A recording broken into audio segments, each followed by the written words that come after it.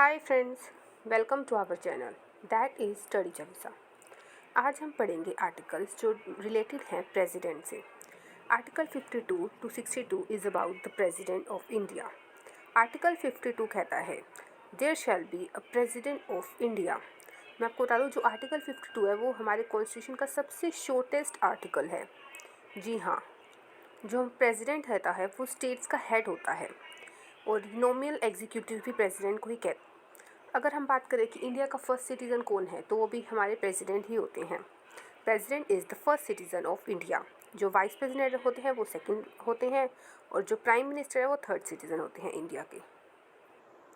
Now article 53 executive powers of the union. जो president होता है वो हमारा एग्जीक्यूटिव जो यूनियन होती है उसका हेड होता है।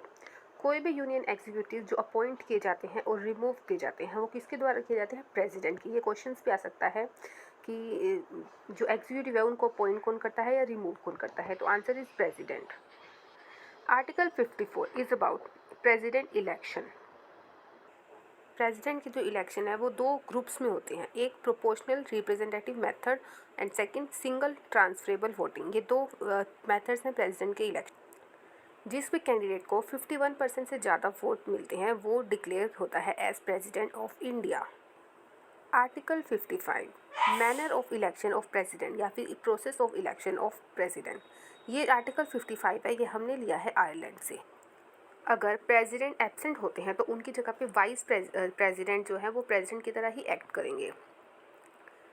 और जो इलेक्शन है प्रेसिडेंट के विद इन 6 मंथ के अंदर हो जाने चाहिए। और अगर वाइस प्रेसिडेंट भी एब्सेंट है तो CJI मतलब कि chief justice of India president की तरह ही रिएक्ट करेंगे। 1969 में हमारे प्रेसिडेंट थे जाकिर हुसैन। उनकी जब डेथ हो गई तो जो उनका ऑफिस है वो किसने संभाला? वाइस प्रेसिडेंट थे, जो कि थे वीवी गिरी। अब वीवी गिरी ने रिज़ाइन दे दिया तो उसके बाद जो CJI थे मोहम्मद हिदायतुल्ला, उन्होंने प्रेसिडेंट का पद संभाला। हिस्ट्री में आज तक दो ऐसे प्रेसिडेंट रहे हैं जो अपने जो कार्यकाल में उनकी डेथ हो गई। फर्स्ट थे डॉक्टर जाकिर हुसैन और सेकंड थे फ़खरुद्दीन अली अहमद। दोनों ही ये मुस्लिम थे। Article 56 term of office of president. President के ऑफिस की टर्म कितनी होती है? जब वो ऑफिस ज्वाइन करता है उसके 5 ईयर्स तक होती है। आर्टिकल 57 एलिजिबिलिटी ऑफ री इलेक्शन। आर्टिकल 57 कहता है कि कोई भी व्यक्ति जो एक ऑफिस हेल्ड कर चुका है प्रेसिडेंट का, तो वो री इलेक्शन के लिए भी एलिजिबल है। मतलब कि दोबारा वो एलिजिबल है इलेक्शन के लिए, दोबारा वो पद धारण कर सकता है प्रेसिडेंट का। Article 58 president qualification. प्रेसिडेंट की क्या क्या क्वालिफिकेशन होती है वो जानते हैं। पहली जो क्वालिफिकेशन है वो होनी चाहिए कि जो प्रेसिडेंट है वो should be a citizen of India, वो इंडिया का सिटीज़न होना चाहिए। और मिनिमम एज क्या होती है प्रेसिडेंट की? 35 ईयर्स। ये याद रखें, क्वेश्चन पूछा जा सकता है। और जो प्रेसिडेंट है वो लोकसभा का जो इलेक्शन होते हैं उसके लिए भी क्वालिफाई करना चाहिए। और नो ऑफिस ऑफ प्रॉफिट होना चाहिए। नो ऑफिस ऑफ प्रॉफिट मतलब एक टाइम पे दो गवर्नमेंट जॉब नहीं ले सकता, वो एक टाइम पे एक ही हो। प्रेसिडेंट के इलेक्शन के लिए there should be 50 proposer and 50 seconder. Proposer मतलब जो कैंडिडेट का नाम प्रपोज करेंगे, और सेकेंडर मतलब जो साइन करेंगे उसके नाम पे, तो 50 होने चाहिए। और आपको बता दूं कि प्रेसिडेंट के इलेक्शन के लिए फ़ीस भी होती है, 15,000 सिक्योरिटी होती है। अगर वो जीत गया तो उसको रिफंड हो जाएगी सिक्योरिटी। अगर वो 1/6 वोट से भी मिलते हैं उसे, तो भी उसको जो है वो सिक्योरिटी वापस मिलती है। और अगर 1/5 से कम मिलते हैं वोट, तो उसकी सिक्योरिटी है वो फॉरफिट कर दी जाती है, जब्त कर ली जाती है। Article 59 conditions of president office. First condition है प्रेसिडेंट ऑफिस होल्ड करने की, जो प्रेसिडेंट है वो लाभ के पद पर नहीं होना चाहिए, means no office of profit. या मतलब कि प्रेसिडेंट जो है वो पार्लियामेंट या किसी भी सदन का मेंबर नहीं होना चाहिए।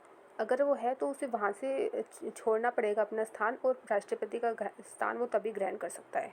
आर्टिकल 60 ओथ और अफर्मेशन बाय द प्रेसिडेंट। जो प्रेसिडेंट है वो किसके सामने ओथ लेता है?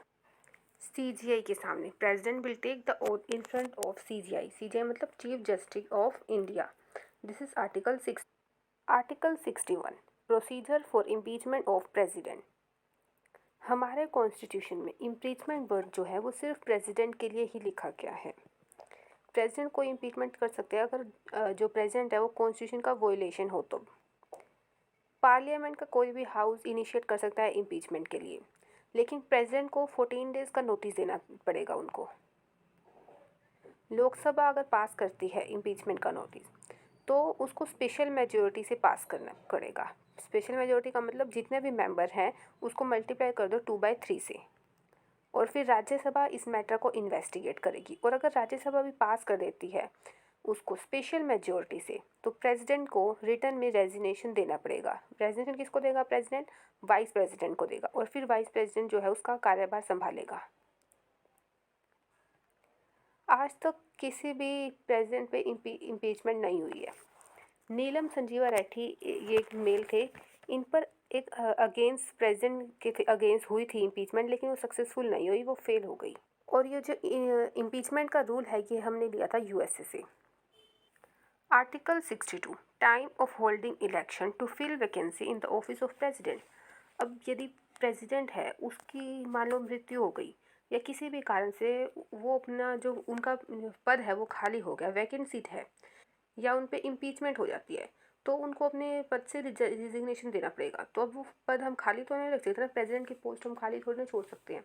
तो इसके लिए कानून में संविधान है, 62 के 2 क्लोज हैं।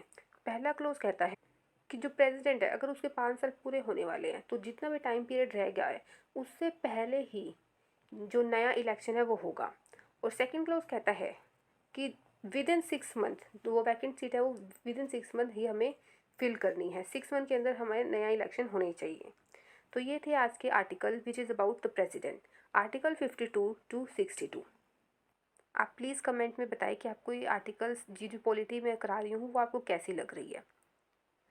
एंड प्लीज़ हमारे चैनल को सब्सक्राइब ज़रूर करें। Thank you so much friend. Do comment and like, share and subscribe our channel.